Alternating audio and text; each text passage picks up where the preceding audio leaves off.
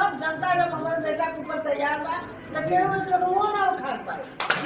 में थे हीरो है, उनको पैसे की कमी नहीं है, बस उन्हें ये था कि जो लोग मुझे आगे बढ़ाए हैं एकदम उनकी सेवा से मौके।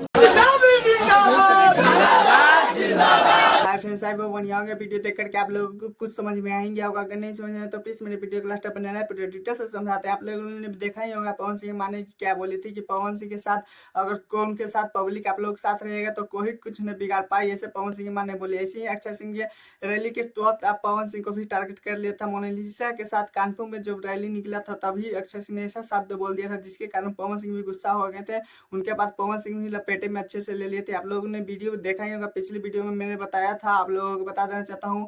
और पवन सिंह ज्यादातर खुश हुए इसलिए कि उनकी पत्नी और उसकी माँ के साथ साथ आप लोगों का प्यार दुलार बनाए रखे हैं, और इसीलिए बोले कि जब इतना 3 लोगों को मेरे साथ है तो मुझे कोई परवाह नहीं, मुझे ये दिक्कत है। खैर मैं पहले तो चैनल को सब्सक्राइब, वीडियो को लाइक करें, कमेंट जरूर लगाइएगा कि पवन सिंह जीत पाएंगे नहीं या 12 नंबर पे खड़े